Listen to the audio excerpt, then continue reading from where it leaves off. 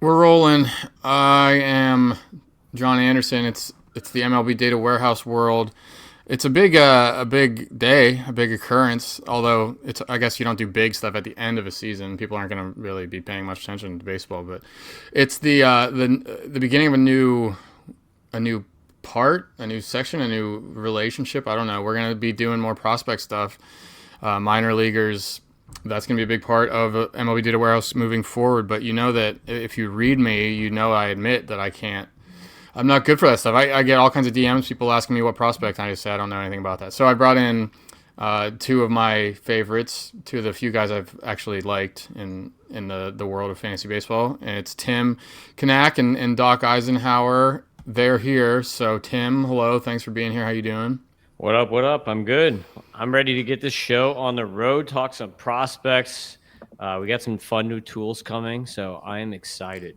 And Tim is just he's really anxious for this, really into it. I mean, for the love of it, you guys are going to help me out a lot, and we're going to try to figure out some way for me to like reciprocate and help you somehow. But Doc, how are you doing from a hotel room?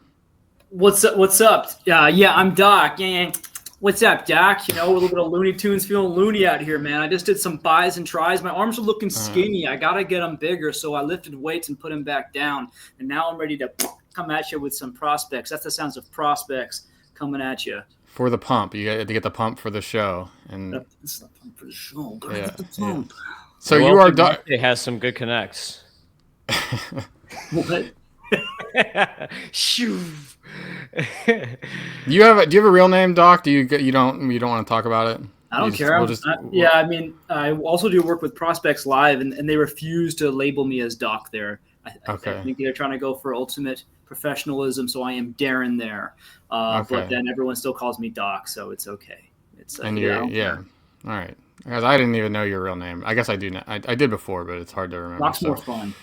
yeah. So we're gonna start again. There's gonna be a lot more prospect stuff. There's already MLB Data Warehouse. People know there's the minor league dashboards, which have been around for a few years. I've added some things to them just this weekend at the Tim's ideas I put into play here. So that might be how it works. These guys are the idea guys. These guys are the prospect analysts, the actual content guys, and then I just kind of make it all work and put together the apps and the websites and the tools and the reports and stuff. The kind of the thing I do better. But I'm guessing I'll learn. I'll probably get really into this at some point too. We're gonna start some form of Dynasty League under the MLB Data Warehouse name. It'll be on Fantrax, I guess, or whatever. You guys are gonna have to help me with that too. So I don't know what the best way to do it. 30 teams sounds insane, but in another way it sounds fun, and I know there's gonna be a ton of interest in that. So I don't know. Have you guys ever played in a Dynasty League where you have to like apply and like send in like a video of yourself to like make the pitch for yourself? Because I think that might be where we're going. Yes, actually, I have. I think I didn't have to do that when I joined one that does that, and then now what they do is they make everybody put up videos.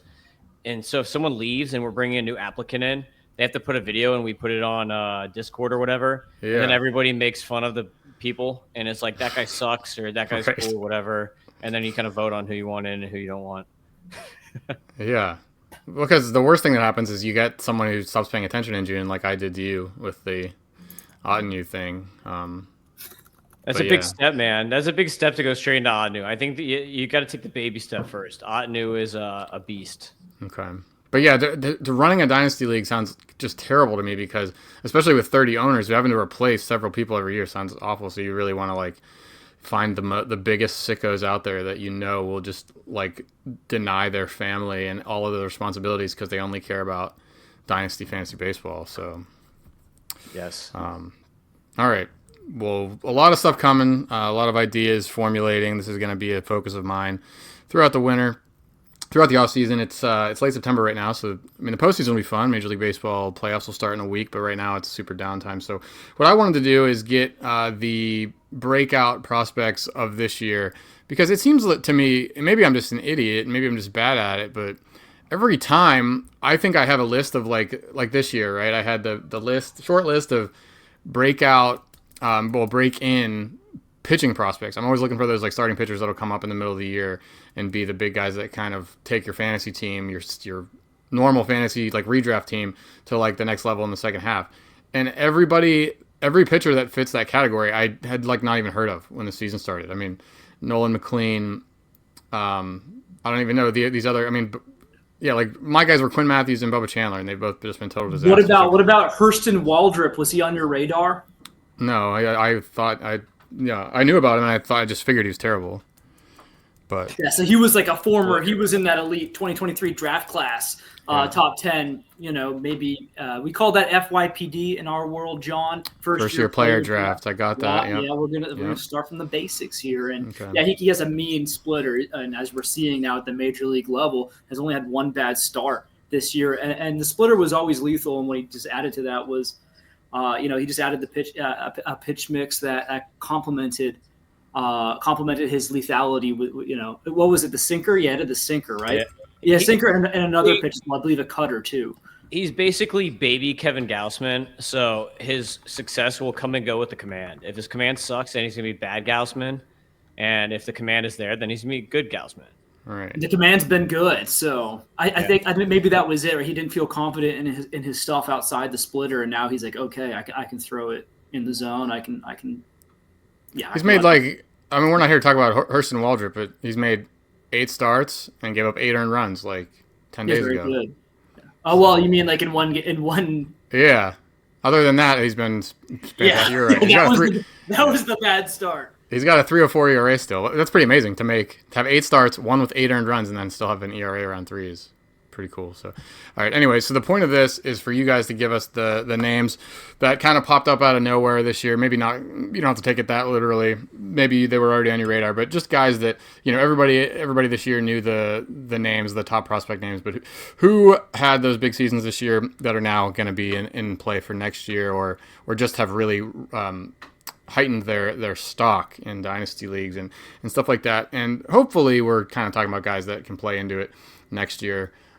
So we're going to do that. I'm going to share the dashboards and business. Everything I show here is my own work, and it's all available for paid subscribers at MLB Data Warehouse. You can see the Substack link at the bottom there, but if you are listening to this, you probably have already know about that. But if you need that, you can find me on Twitter. My name's there. You can find Tim there, and you can find Doc. That's not his Twitter name, but that is my Twitter name. Oh, yeah, okay, there you go. An extremely hard last name to spell, but I'm going to share the screen. Tim's going to go first, I think, and we're going to talk about some guys, and we'll look at the tools, and we'll get these analysis from these guys who know this stuff better than me, so I'll be quiet now. First guy is Caleb Bonham, who Doc and I were fighting over whose guy is it going to be, because we both love some Bonham. But Caleb Bonham was a second-round pick and kind of came out of nowhere, has been dominating ever since. He is currently 24 in my top 150 rankings. And I had Jeff Ponce on my podcast from Baseball America. We were talking about Bonham.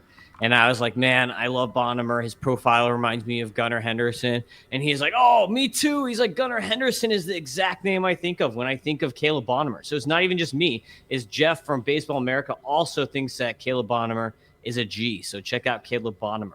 Right, Doc? Yeah, that didn't come out of completely nowhere. He got paid over slots. So if you don't know anything about the real MLB draft, it doesn't really matter what number you go, which round you go, as much as it matters where the money is, baby. Show me the money. And Caleb Bonham got given a nice, juicy contract. I was big on him and Luke Dickerson coming into the year. And it turns out Bonham actually, despite coming in with less hype than Dickerson, actually is right there up as probably a universal.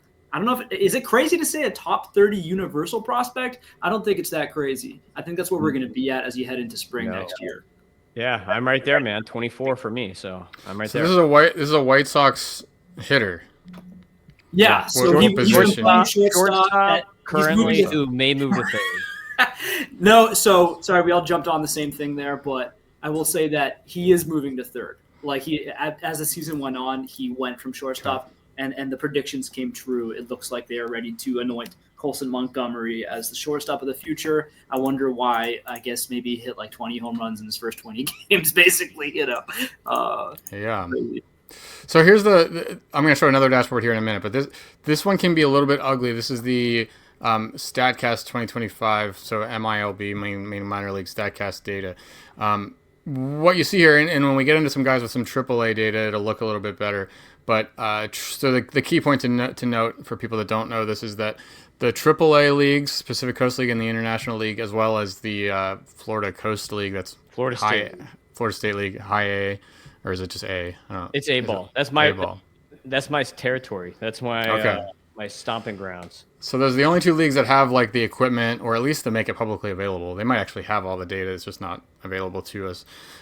So we get more information and more, a lot better information. We get exit velocity, launch angle stuff for these guys that have played in one of those leagues. So Bonnemer has not gone past A+ yet. So you would think next year maybe starts in AA. But let me flip over to the other dashboard, which probably has more actual information about. Jump on Florentino. That's my next guy. He was Florida State. There you go. We call that All high A in the around these parts, boy. We call that high A, not A+, boy. The A+ league. So Edward Florentino, this is your guy, John. He's a Pirate. So this homie right here. I actually caught him live. Dude is a complete beast. So you could actually see on the tool now. Check out that air pull. 22.5% is ridiculous. I think the MLB average is like 15 or 16% or something like that. Sweet spot is insane. The dude hits the crap out of the ball. And this is what I love so much about Florentino is look at the contact rates combined with the exit velocities that he's putting up right now. So 104.1 90th that's like your major league average on the EVs. So he's right now as an 18-year-old, 104.1. He's already hitting the same as your average major leaguer as far as exit velocities. And he has a 90.6% zone contact and an 85.4% contact rate. I threw a 70 hit tool grade on this guy when I did my grades for him. And I think he's potentially also got maybe 65, 70 power in this tank. And not to mention the dude also gets steals. So he can also run. I think he had like 30-something steals, if I'm not wrong. Right, Doc? I can pull that up here. Go ahead. Yeah, one thing about the tool, we need to get steals on there somehow. Well, there's another one. There's another dashboard that has more of the box score information. It just doesn't have the play-by-play stuff. But yeah, 29 steals that I have for Florentino this year. Yeah, 35 on the whole year because he also started at Complex. So on the season, 35 steals, 16 home runs. I've got Florentino currently ranked 12 overall in my ranking. That's a guy he's got a way to go though. There are there could be some bumps in the road. He hasn't had the major challenges of upper minors yet. I'm big on him, but that is someone who's going to be a little further away than maybe some other names. So the name that I think of is what's the failure rate on these guys that do all this at single A? Because like Termarr Johnson, I know I'm trying to ditch the Pirate fan stuff. Like I've been trying to get rid of it for years, but it like doesn't go away, I guess. Termarr never had these contact rates, dude. This is what makes Florentino such a banked prospect in my mind.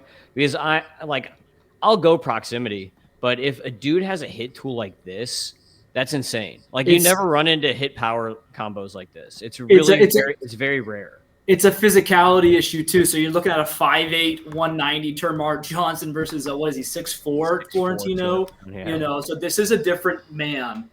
This is a different human being who there's so many different outcomes. Even if he loses the speed, that would mean it's because he got jacked up too big, and that means he's gonna probably crack like 40 or something like that.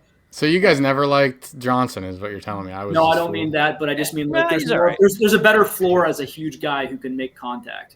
Okay, so here's the other dashboard. This is, it's got different names. It's called the Stats dashboard. The names aren't the most descriptive, but basically it just captures every box score game for all levels for everything. So you can go the whole way back. The cool thing is you go the whole way back to 2021. I started this in 2021. And I've just been populating it ever since. I thought Tableau would eventually not be able to handle all this data, but it works perfectly nicely. So you can go. I'm picking 2025 now. Getting all minor league leagues. I don't have those complex leagues and rookie ball and stuff. It's just it starts at single A and goes the whole way up to the majors. But then you can just see who's the whole.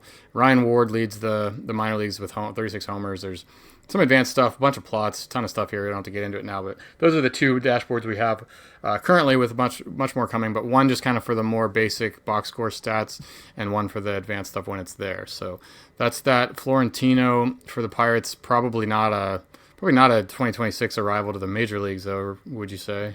Nah, 27 would be like best case scenario. Pirates are slow with guys. Obviously, we just saw that with Bubba Chandler this year. So Yeah. All right, Doc, what do you got next? Let me get out of this crazy preschool era. Let's go to someone who actually just made the bigs. Let's go into Carter Jensen. I want to see what the warehouse here, what they had on him, to maybe see if people could have seen this coming. Because right now, I don't know if anyone's still paying attention to baseball with this, the crack house that is NFL football. I'm not into that, but some people are into that crack house of NFL madness. Carter Jensen was, to me, showing signs that he was going to be great. Look at his savant page in MLB right now. Wow. It's like that Seinfeld episode where he's got the, Kramer's got the big red light in his face. That's what you're seeing here with the savant page, where he essentially does nothing wrong. Carter Jensen is more than just the heir apparent for Sal Perez. He's just a great ball player, and it's a great story. He's from the Kansas City area. Can you talk about what these numbers mean? I'm really dumb. I'm just the guy who sees things and says things. All right, Yeah. so I'll make it as big as I can here. Hold on. go at it, man. Look at that. So a catcher with an 86% zone contact, solid. So he's got an above average hit. And then So he plays for the Royals. Is it that? This is where we're at. You guys have to you take this for granted that I know who these guys play for. So Yeah. So he's actually in the major leagues right now. And yes, he's in the plays for majors Kansas City hitting, Royals. right now. And look at the EVs. 107.3 EV90 is ridiculous. That's not quite Samuel Basayo, who has a ton of hype, tons of hype, especially compared to a guy like Carter Jensen, but it's like right there. Yeah, and so that kind of shows, like, you're not even like, people still aren't necessarily fully aware he's even in the major leagues. I think on Yahoo he's like 3% owned somehow, and like, in the last week at least, he might have helped at least one or two teams win a championship. Yeah, he's got good angles too. So one thing that your Tableau pages do have, John, that I really like is the launch angle distribution. It's really easy to like get confused by angles and be like, oh, launch angle 17 degrees. I don't know really what that means. Yeah. And averages can get skewed pretty easily. But if you scroll down your page there, you've got your EV distribution. There's a launch angle distribution. And that bar graph there is really nice to show you where most of their launches are coming from. So you want positive launch angles. You don't want, especially if you're like looking for power hitters, you don't want power guys hitting the ball on the ground. So it's important to see like that gets stacked around like 15 to 25 degrees, which is like a line drive or like a really those are your best hit balls. You don't want like over 40 because then it's a pop up, but you don't want also like 0 or below 0 because then it's a ground ball. Yeah, I lost it here so I purchased StreamYard. I got the little premium thing, so we're still learning the ropes here, and then the window keeps shrinking on me. We're gonna try to get that back. What do you see right now? Is it just the graphic? Yeah, we've got it. We've got the bar graph. Oh, you got it. Right okay, now. good. All right, I'm confused. Yeah. All right. Oh, don't worry. It's there. It's There there. we So go. if people are watching, All right. they can see the beauty and the majesty All right. of the bar graph. Well, what about the contact thing here? So another real quick point. Obviously, he doesn't have 142% chase rate. He doesn't swing it. How would you even do that? You chase more pitches than you even see. That gets thrown off by this AA thing. I'll find a way to maybe.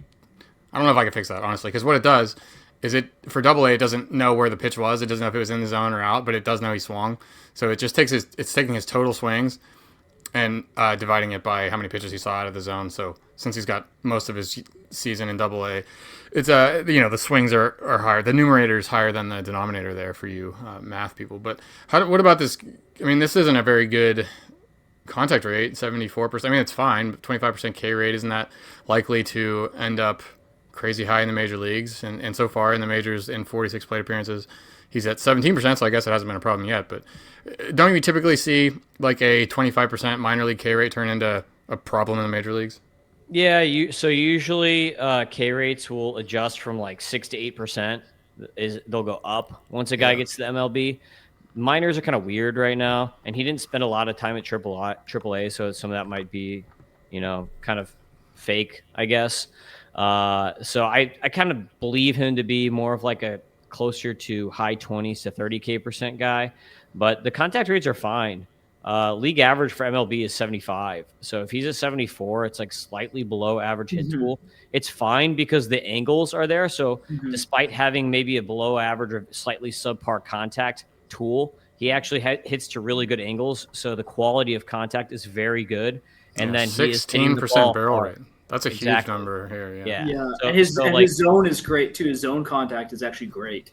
yeah, 86.4 is good. So I think the average in the MLB is like 82% or something like that. Yeah. So he has a very high quality of contact ability and hits the ball hard.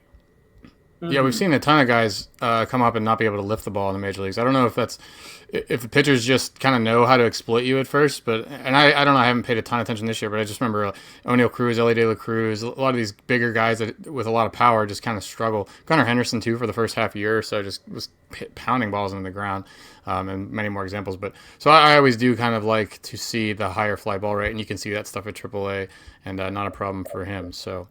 That was Doc's guy, right? So we're going back to Tim for another one? Yeah, that was a 22-year-old, by the way. He just turned 22. It's incredible. We're going to skip Edward Quintero today since we don't have a ton of time. But Edward Quintero is a guy that's moving up. I've got him at number 18. One guy that I talk a lot about, and I want to see the data here so that you can show off your AAA data on the screen, is Dylan Beavers, who is now in the majors. I've had him at 21. And the reason, if people have followed me on X or are listening, I've been the high guy on Dylan Beavers out of all the prospect people the entire season. And the reason that I've been able to be the high guy on him is because of these tables right here, because of John's Tableau page, because I've been able to track that his hit tool has progressed immensely since last year. Like last year, his contact rates, I think, were like 73% or something.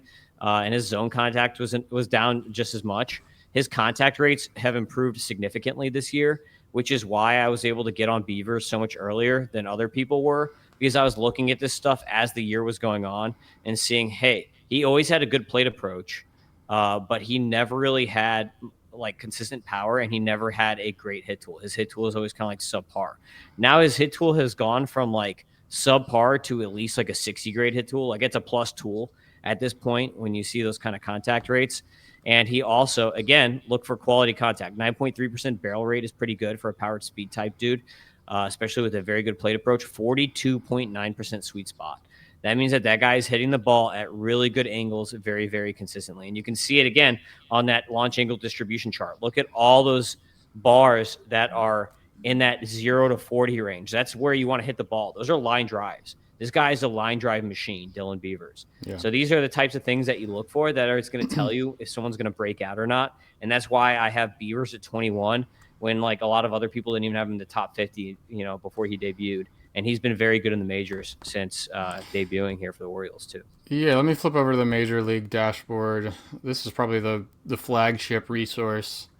I would say this is the thing. I have daily projections, which I guess is the main sales point. But here's the hitter profile page for the major leagues. So this has none of it is pretty. Like I'm not an artist, but the numbers are there. All right, like we're not winning any aesthetic awards. But here's Beavers in the majors: 114 plate appearances, 3 homers, really high OBP, 20% walk rate. Low, it must not be swinging very much, right? That's what you typically see. 36.5%. So very patient hitter, but managing the strikeouts and walking a ton, probably a little bit too much, right? You don't really like to see a 20% walk rate in most situations in fantasy, right? Yeah, unless you're in a points league or something like that. But the thing to keep in mind is that he is hunting for his pitches, and he's still doing it very successfully because he has a 40% sweet spot in the majors, which has to be near the top of his sample size isn't enough to put him in quantity categories, but I'm sure that would be near the top. So that's something to keep in mind, is that he is actually really good at finding his pitch and waiting for his pitch. And that's really hard for a rookie to not get exploited like that right when they make the jump to the majors. John, do you do like batting average only, or do you use any leagues that have OBP as a category? Yeah, my main league is it has both actually, average and OBP. And then this year for the points league, I had a subscriber points league that was it used Ottoneu scoring, so the walks were nice there too. Yeah. Mm-hmm. But it also I feel like it held Soto down for, I don't know, maybe not. I mean, you're right. Like the OBP and the points league and stuff is a different situation, but walks take away from home runs. I mean, how many more home runs could Soto hit if he didn't walk in 1/5 of his at bat or his plate appearances, Yeah. right? He's kind of giving away some of that. This is what we were texting about yesterday. Yeah. Not part of this podcast. We were actually texting about this yesterday and I call it the Lars Nootbaar syndrome, just because I'm a Yeah. Cardinals fan, and Lars Nootbaar is a dude who's always been everyone's look at his Statcast. This is a guy who should be a superstar, and then he never is, and it's why? Yeah, Why has Lars Nootbaar never broken out and taken that next step forward? And it's because he doesn't get the bat off the shoulder enough. He's just way too patient at the plate, and he's not aggressive enough in zone. So the main thing to look at when you're counterbalancing walks and hey, is this guy walking too much? Is he too patient? I look at chase rate to make sure that they're not chasing. So, okay. And then you look at zone swing to find out, are they actually swinging at pitches in the zone? So when it comes to swing rate, I care less about total swing rate than I do about zone swing rate, because it might just be that people are because he's a rookie. So you might just have pitchers saying, let me get this, let me paint the corners of this rookie. He's going to swing at it because he's a rookie and he's dumb. Right. But that may not be the case. Maybe his eye is actually really good. Yeah. Yeah. I make that point a lot on my camera now. Here we go.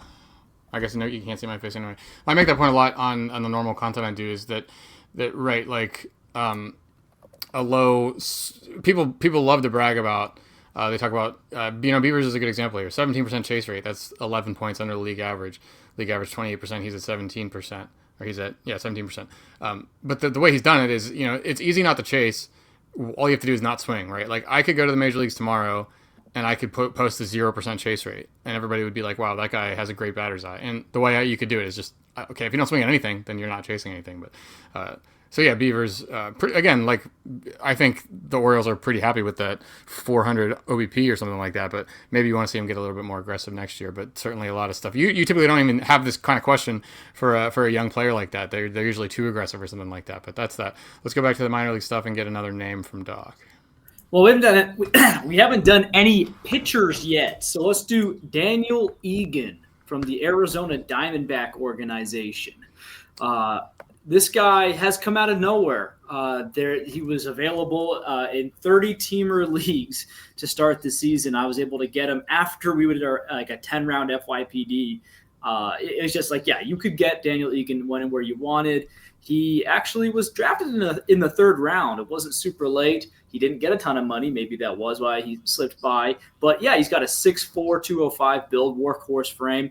Cool mustache. He had brain cancer as a child. It's interesting. He's it's been a part of his overcoming adversity and having good faith. And hey, if you're just here for nerdy baseball, he's also. I was gonna say I would maybe this is a change, because I typically I hate Narrative Street and all these. You're trying to win me over without numbers, but maybe that's something I need to have a little bit of a softer heart about. And at the end of the day, it's a mental game, right? And so who the person is matters a lot.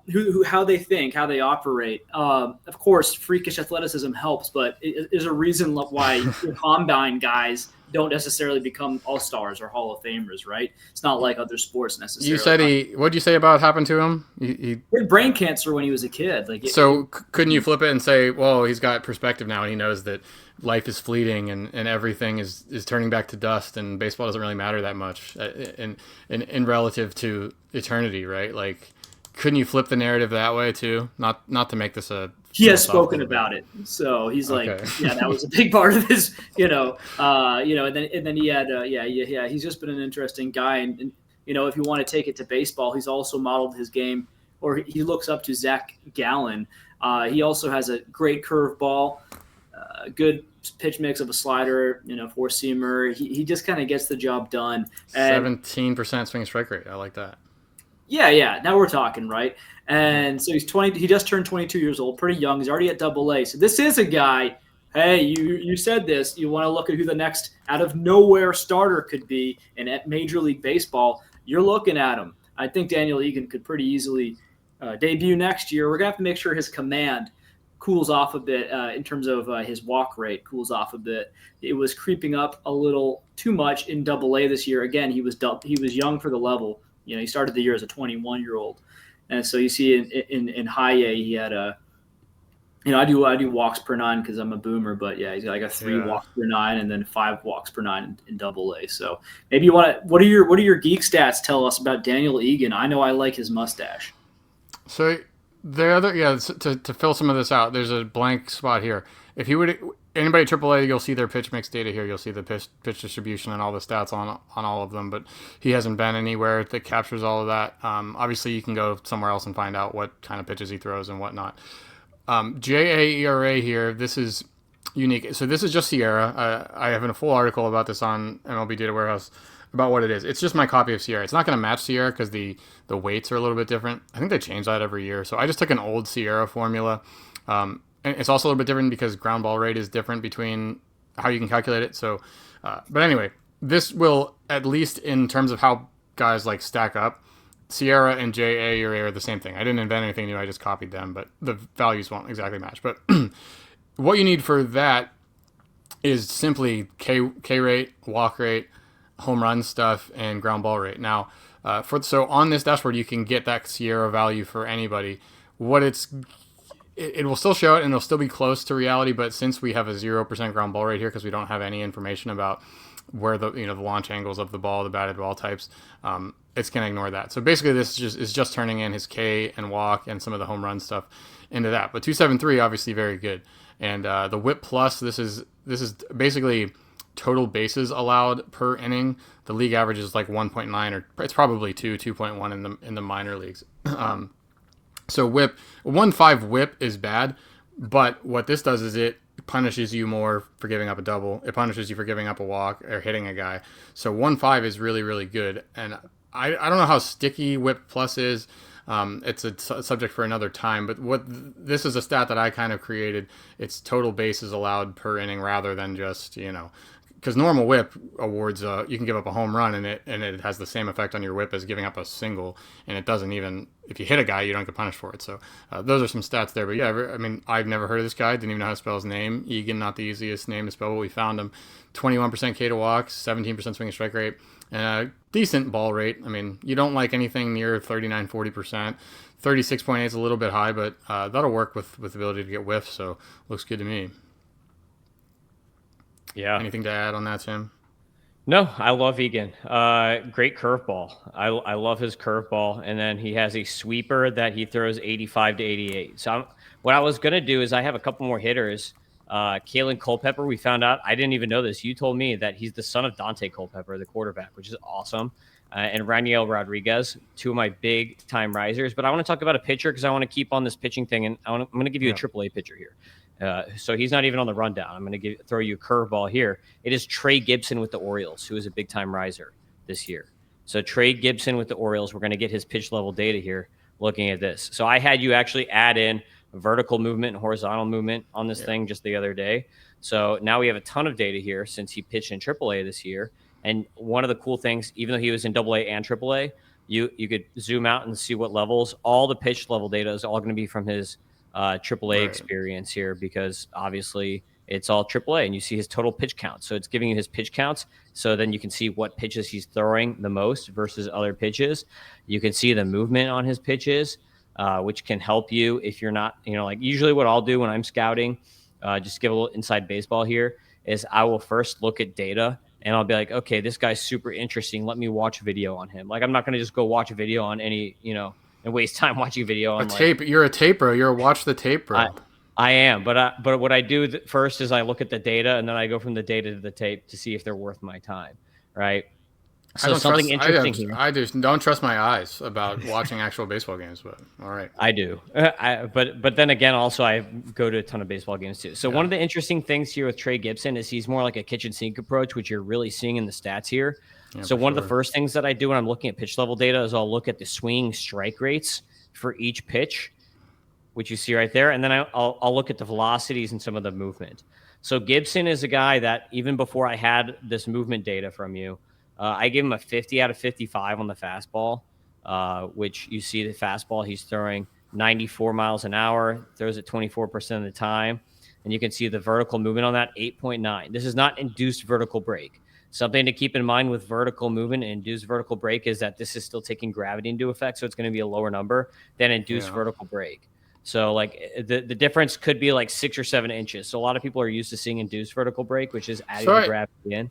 So that's something to keep in mind when you're. That's just like a simple constant to add, right? I mean, gravity's always the same. Is it? The other day I was looking at it actually with Jonah Tong, and so Jonah Tong's vertical break is 11 inches, and his induced vertical break I think was 20 inches. So Jeez. yeah, which is You like insane. start talking about it's physics and stuff. But anyway, so right now, like for me, but for the people, if you're going to start using this tool, because I don't, this is a good example. I don't know if 8.9 inches is any good, but what you can do is maybe you don't know anything about that stat. What you can do is go to Pitch Arsenals. You can just pick a pitch, pick four seamers. That's what we're kind of looking at.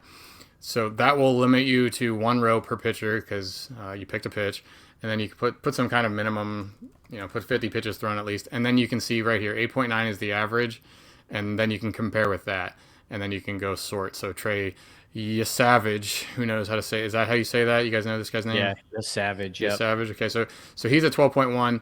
Again, before you didn't know if that was any good, or I didn't, but now you can see that that's one of the best in the league. So the Pitch Arsenals tab, pick a pitch, you can kind of see what's average and what's good and what's bad there. So that's a tip. Yep. And then also on pitch level data, one thing to keep in mind is that the labeling of the pitches themselves. So like Trey Gibson, I picked this guy on purpose because he throws a sinker, which you see is his primary pitch is a sinker, but it also sometimes is called a two-seam fastball. So there are a lot of places that have that labeled as a two-seamer, not a sinker. So that's something to keep in mind when you're looking at the pitches is you might see somewhere it says, hey, this guy throws a two-seamer, and you're like, what the hell? It doesn't show a two-seamer here. I see a sinker. And then the other thing, too, is like, for instance, you see it says FC. That's the cutter.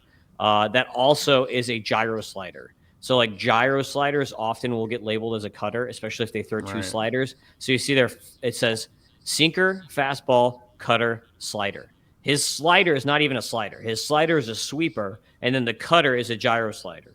So because of the labeling of pitches nowadays, some of that stuff gets confusing. And so I will say that might just be like based on velocity only. In the actual minor league data, in the game feeds, and this is why you'll see two-seamer, they do report it as a two-seam fastball, but my scripts change it. I got rid of two-seam fastball. I just call it a sinker because that's how it works in the major leagues. And what I've seen a bunch is, and this is probably going to be an example of that, and we'll see next year if this guy makes it. But yeah, like minor league, the pitch classification algorithm is clearly different in AAA and the major leagues. Like he could very well come up to the majors, make a start, and you could not see this cutter or this slider. Maybe they're combined into one. Maybe like you said, maybe the slider actually gets labeled as a sweeper.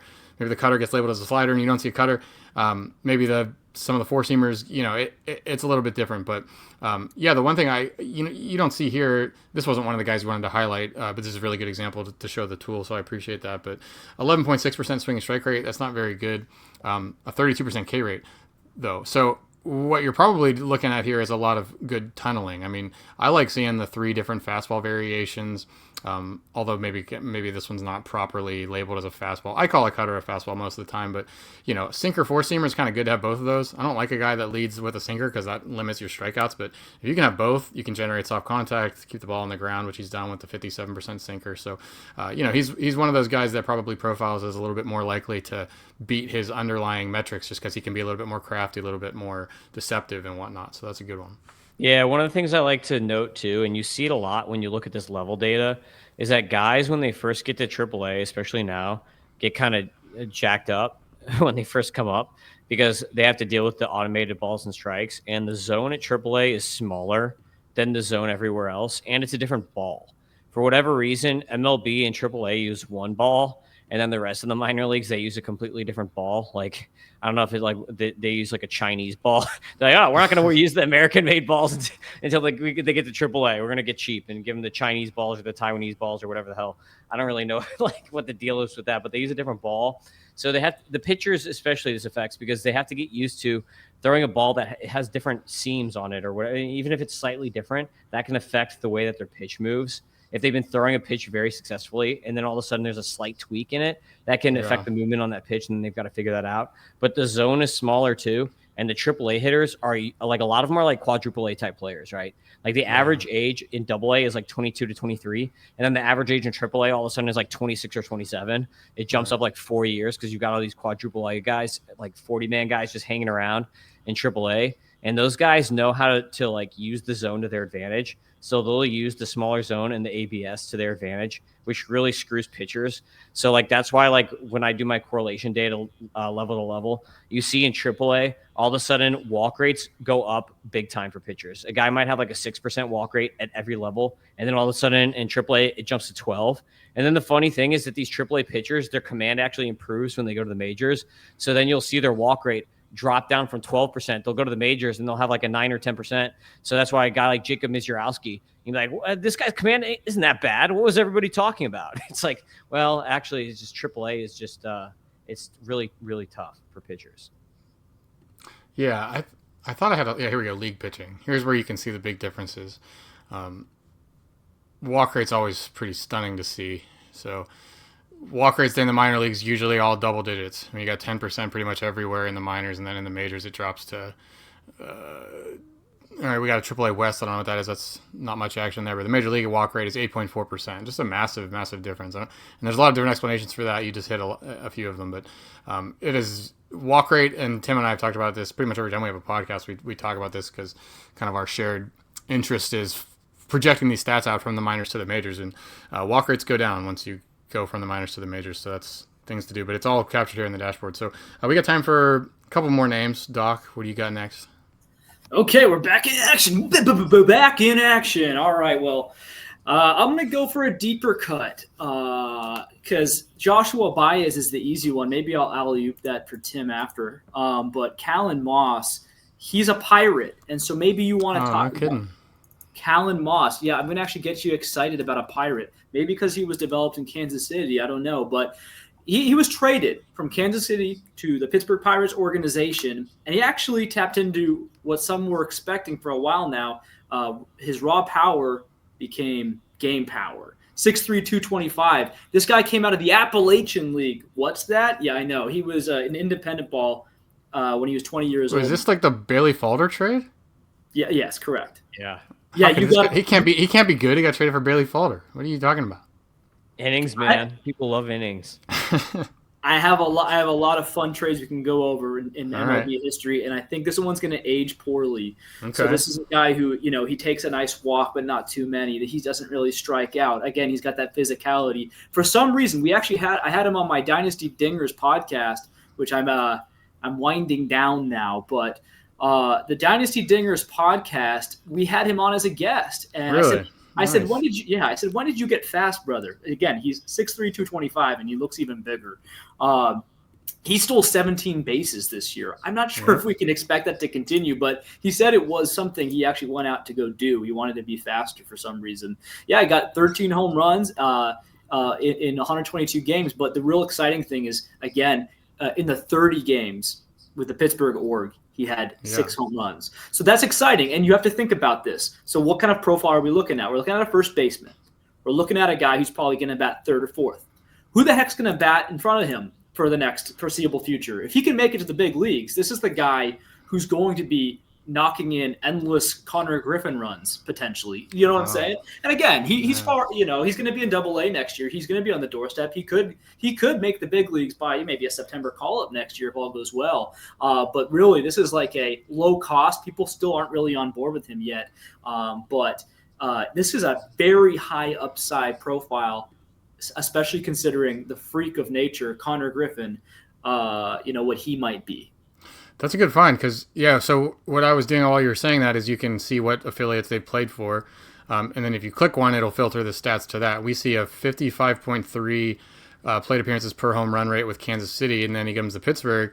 Possibly a small sample thing, like you mentioned, only 40 or so games, 128 plate appearances. But then that's jumped way down to 21.3. A home run every 21.3 plate appearances is a really, really good rate. And then as you said, which I obviously didn't know, the frame kind of makes sense. It's easier to believe home runs from a 6'4" guy than a 5'10" guy or whatever. So that's interesting. When you watch him, you hear it crack. And we keep referencing Jeff Ponce. He actually, we're not really super buds or anything. I don't think he's even following me back. But I posted about Moss like a year ago, and he DM'd me. He's like, "Hey, bro, good call on Moss. He's going to be a stud. Watch out." Nice. So good call on by Ponce, I guess, in the shadows. So the Pirates have some hope. Is that what you guys are we got 3 Pirates hitters. I mean, we're not going to talk about Griffin, but you mentioned him. We mentioned Florentino, Moss, and Griffin, and pitching's not really a huge problem for the Pirates. So could I be wearing the hat again like in 2 years? Yes, 1 year. As 1 year? Esmeralda Valdez too, man. He's going to be in the fall league, so we didn't even talk about Valdez. Here's another one. All right, let's do a couple more rapid fire, and then we'll hang this up in like 2 minutes. All right, Yeah. Are you gonna do? Who are you gonna do? Joshua Baez. You right. Ali, you Well, already let's laid it tag up. team I got this to one. You slam start dunk it. it now. Yeah, you slam dunk it. Yeah, so Joshua Baez is a guy that Doc and I both obviously love. I'm a Cardinals fan, so I have to by law. But Joshua Baez is a big rebound guy. He was drafted in the second round back in 2021, had a really sick 2022. 2023, 2024 sucked, so everyone kind of forgot Yeah, about look it. at that, like the strikeouts. Yeah. Yeah, but look, 2025, look at that K rate, how that dropped completely. Yeah. He has completely fixed his strikeout problems and has just turned into a power speed demon. 20 home runs and 54 steals on the season. And if you look at the game log, he's been dinging like they're in the playoffs now. Look at that. 3 home runs in a row now. Look at that game log. The 12th, 13th, 14th. This is in the playoffs for a double A. And he's just Nice. bomb. So Joshua Baez is on fire. The dude is a beast. He has fixed all the issues that have stopped him from performing to the level that he always had with the tools.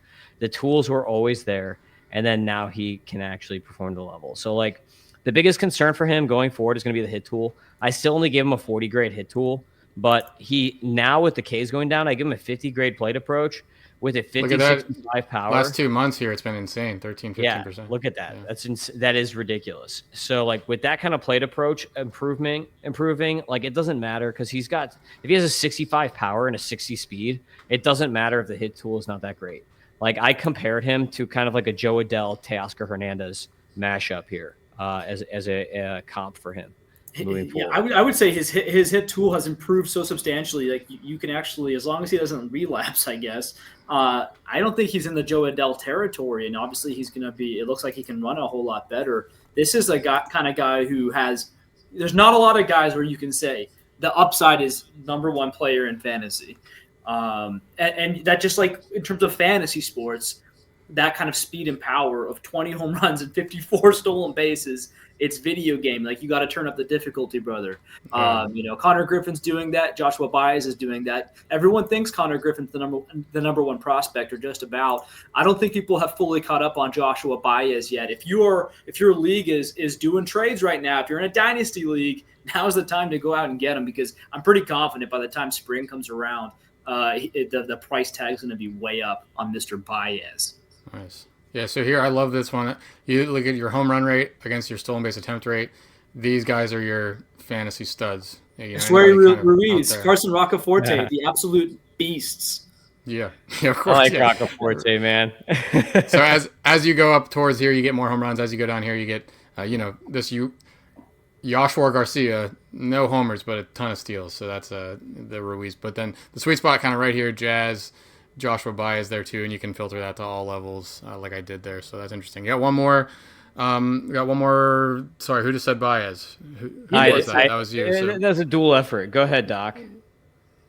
I think we got all we yours. We could call it too. I mean, we're pretty much out of time. I just wanted to squeeze. Let's talk about Rainiel Rodriguez real quick. Okay. I'm done. Yeah.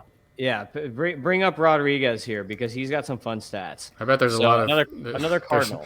There are a few people named Rodriguez in Major League Baseball. How about Rainiel Rodriguez? We're super NL Central right here. Look at the air pull on him. You've got the wrong dash up. When you bring up the other dash, he's got a 24.8% air pull, which is absolutely insane. I mentioned, because I've seen him a bunch this year live since he's in Jupiter and I'm in Jupiter. So I saw him a ton before he got promoted here. This dude hit the ball further, and we just saw Jazz on that thing. He has hit the ball further than I have ever seen anyone hit the ball in Jupiter here. And I've been here for 3 years to Jazz. Jazz is the only person that I've seen hit a longer home run than him. So this dude is the real deal power-wise. Like an 18-year-old, 111 max EV, 104.3 90th percentile EV. Those are all like above MLB league average, and this kid is still only 18 at this point in time. But the main thing for him is the angles, like the insane ability to air pull and get to amazing power angles at this age is crazy. Okay. Something to, yeah, that's something to explore. I wonder how hard it is for someone in this level to be doing the angle stuff and whatnot. Or and it's obviously one thing to do it in single A, and then one thing to do it against major league pitching. But that's good. 18 years old, so it's going to be a while before we really have him in a fantasy lineup starting at least. So that's good. Yeah. Do All it right. against nature too in Florida because he's hitting against the wind. Against. Okay, all right, that's a whole new level. So we've talked about we've talked about storylines, like what happened to people as a kid. We've talked about weather. Now we're talking about mental stuff. So it's a whole new world here, more prospect stuff, and I guess that's what you got to do when you're talking about 18-year-olds and stuff and trying to guess this big at the future. I've got my criticisms of you Dynasty guys, and I've said them before. Like, you guys can just say whatever you want, and it takes 5 years to prove you wrong. So like, you're off the hook no matter what. So. But it is fun, and it is a good way to play the game. So I appreciate you guys. We'll have a lot more going on, but this is it, the start of a new era. I appreciate everybody for taking it for the ride with us. So thanks, boys. I'm glad everyone took it for the ride with us. Yeah, I know. We'll work on the endings next time too. That's always been a problem for me. But all right, we'll see you next time. Outro. Yeah. Nice little Adult Swim